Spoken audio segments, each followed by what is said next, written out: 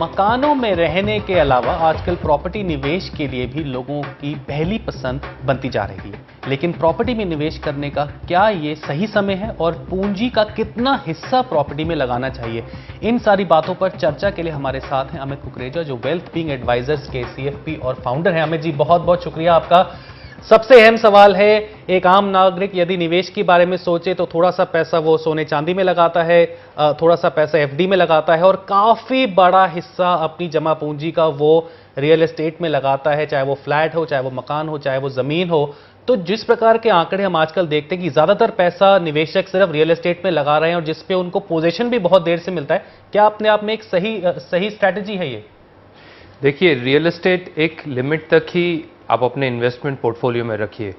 मैं एक सिंपल सा कॉन्सेप्ट शेयर करना चाहूँगा। जैसे जीवन के 5 तत्व हैं, धरती, अग्नि, वायु, जल, आकाश, वैसे ही एक पोर्टफोलियो के 5 तत्व होना बहुत ज़रूरी है। वो है real estate, equity, debt market instruments, cash and gold.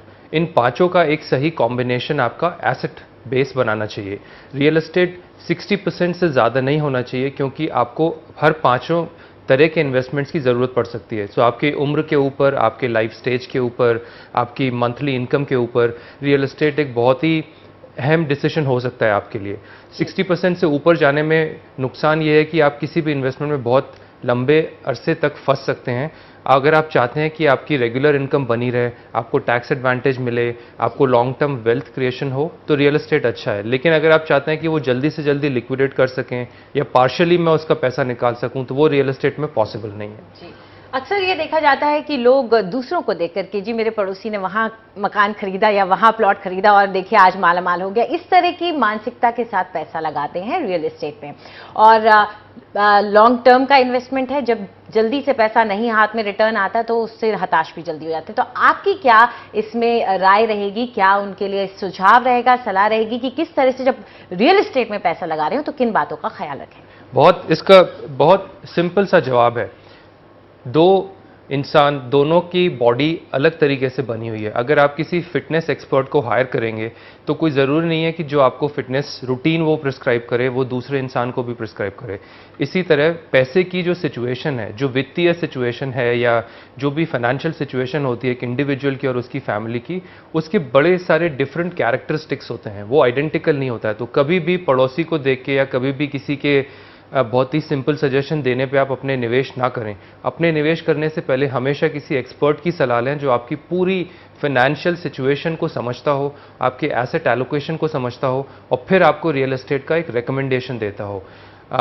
भेड़चाल करना ज़्यादा फायदेमंद नहीं है, लेकिन आपका पर्सनल एनालिसिस और अपना पर्सनल डिसीजन बेस्ड ऑन आपकी काबिलियत कितनी है, आप कितने EMIs अफोर्ड कर सकते हैं, आप कितना टैक्स एडवांटेज अपने मंथली इनकम में एकोमोडेट कर सकते हैं, कितना सरप्लस, कितना सेविंग्स मैनेज कर सकते हैं, उस पर डिपेंड करता है रियल एस्टेट का डिसीजन। अमित, क्या कैश ज्यादा जरूरी नहीं है आज के मौजूदा परिवेश में? क्योंकि जिस प्रकार की स्थिति बनती जा रही है अर्थव्यवस्था की और जिस प्रकार के हम ब्याज दर देख रहे हैं, माना यह जाता है कि काफी ऊपर तक जा सकते हैं ब्याज की दरें, जो बैंकों की तरफ से, जो RBI की तरफ से जो मुहिम चलाई गई है। तो क्या कैश भी बहुत जरूरी है इस समय इन पांचों के अलावा? और ऊपर से एक रियल एस्टेट का बुलबुला हर कोई कहता रहता है कभी भी फूट सकता है, तो उसका भी कुछ जवाब दे दीजिए। नहीं, बिल्कुल। कैश तो मैंने आपको बोला कि 5 में से एक तत्व है आपके इन्वेस्टमेंट पोर्टफोलियो में, real estate, gold, equity and debt and cash. Cash का एक फिक्स्ड परसेंटेज अपने पोर्टफोलियो में बना के रखना बहुत ज़रूरी है, क्योंकि वो आपको अपॉर्चुनिटी में फ़ायदा उठाने में बहुत मदद करेगा। डिफ़िकल्ट टाइम्स में कैश ही आपको बेल आउट करेगा। अगर आपके इन्वेस्टमेंट सब जगह फंसे हुए हैं तो वहाँ पे आपको कैश ही आपका रास्ता, आपका समाधान निकालेगा। सो एक फिक्स्ड रेशियो ऑफ कैश ज़रूर बना के रखें।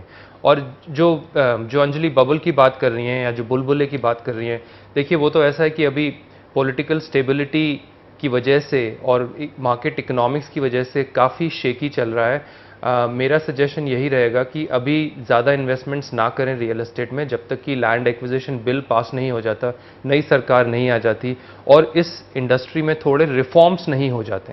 क्योंकि जो आपने बुल रन पिछले 10 साल में देखा है, वो कोई ज़रूरी नहीं है कि आने वाले टाइम में वो रिपीट हो। एक और बहुत अहम सवाल जो कि काफी लोग नजरअंदाज कर देते हैं, वो ये है कि किसी भी एसेट में जब आप पैसा लगाते हैं तो उससे रिटर्न आपको जो मिलता है वो बहुत जरूरी है। चाहे आप कमर्शियल प्रॉपर्टी में लगाएं चाहे आप रेजिडेंशियल में लगाएं, तो अमित जी यदि दोनों में से किसी एक में लगाएं तो क्या रेंट सीकिंग प्रॉपर्टी ज्यादा सही रहती है इस मौजूदा परिवेश में, ताकि यदि वो प्रोजेक्ट इतना ज्यादा कैपिटल एप्रिसिएशन नहीं आया है उसमें, कम से कम वो आपको एक अच्छा रेंट दे रहा है जिससे आपकी ईएमआई सर्विस हो जाती है, तो क्या ये अपने आप में एक सही सजेशन नहीं होता है? ये आपका बहुत ही पर्सनल सिचुएशन पे डिपेंड करता है। अगर आप सैलरीड हैं, अगर आपका रेंटल इनकम पे इतना ज़्यादा डिपेंडेंस नहीं है, तो कोई ज़रूरी नहीं है कि आपको रेंटल इनकम की प्रॉपर्टी लेनी हो। आप कैपिटल एप्रिसिएशन वाली प्रॉपर्टी लीजिए जिसमें रेंटल इनकम ना भी हो तो भी चलेगा। लेकिन अगर आप 50 प्लस या 60 प्लस एज ग्रुप में हैं, जहाँ पे आप रिटायरमेंट के नज़दीक हैं या रिटायरमेंट स्टेट में ऑलरेडी आ चुके हैं, वहाँ पे आपको कैश फ्लो की ज़रूरत है, क्योंकि आपको मालूम है कि आपके जॉब से शायद इतना कैश नहीं आएगा, तो उसमें आपको रेंटल प्रॉपर्टी ज़्यादा सूट करेगी। तो ये इसका आंसर बहुत सिंपल नहीं है। इसका आंसर पर्सनली आपकी कैश फ्लो सिचुएशन पे डिपेंड करता है, आप लाइफ की किस फेज़ में हैं उस पर डिपेंड करता है, और आपने कितने लोन्स लिए हुए हैं और फैमिली में और कितने कंट्रीब्यूटिंग मेंबर्स हैं जो फैमिली की कैश फ्लो को कंट्रीब्यूट कर रहे हैं, उस पर डिपेंड करता है। जैसा कि मैंने पिछले क्वेश्चंस में बोला, बहुत ही पर्सनल सिचुएशन होती है।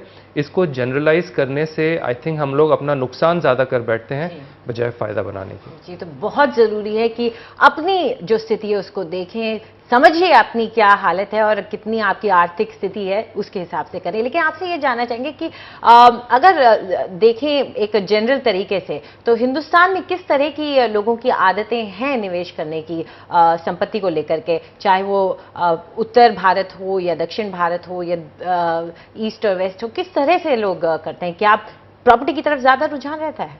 देखिए, नॉर्थ इंडिया में तो बहुत ज़्यादा है। नॉर्थ इंडिया में तो मेरे ख्याल से जितने भी लोग हैं उनका जो पोर्टफोलियो होता है 80-90% रियल एस्टेट में होता है, जो कि अनहेल्दी है। जैसे कि मैं बोल रहा था कि आप 60-65% से ज़्यादा न जाएं, बाकी चीज़ें भी बना के रखिए, क्योंकि सबकी अलग अलग एसेट क्लास की अलग अलग साइकिल्स होती हैं, और मैं नहीं चाहूँगा कि आप एक बुल साइकिल में 4 बेयर साइकिल में फंस जाएं और एक बुल साइकिल में फंसे रह जाएं। सो उनका बैलेंस बनाना बहुत ज़रूरी है। रही बात किस टाइप की प्रॉपर्टी, किस प्रकार की प्रॉपर्टी में आपको इन्वेस्ट करना चाहिए, देखिए 2008 से लेके अभी तक कमर्शियल प्रॉपर्टी बाउंस बैक इतनी स्ट्रांगली नहीं हुई है जितना कि रेजिडेंशियल प्रॉपर्टी हुई है। सो लोगों ने रेजिडेंशियल प्रॉपर्टी में ज़्यादा पैसा लगाया, कमर्शियल में इतना नहीं लगाया। कुछ ग्लोबल इकोनॉमिक फैक्टर्स भी थे, जैसे यूएस यूरोप में जॉब मार्केट बहुत शेकी था, जिसकी वजह से आउटसोर्सिंग कम हुई, ऑफशोरिंग कम हुई, तो इंडिया में कमर्शियल प्रॉपर्टी का इस्तेमाल कम हुआ।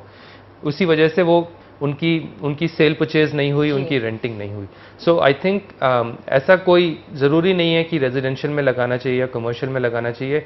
आप जिसमें भी लगाएं अपना होमवर्क ज़रूर करें, बिल्डर का बैकग्राउंड चेक करें, अपना कैश फ्लो आप कितने लेवल की ईएमआई एकोमोडेट कर सकते हैं वो ज़रूर चेक करें।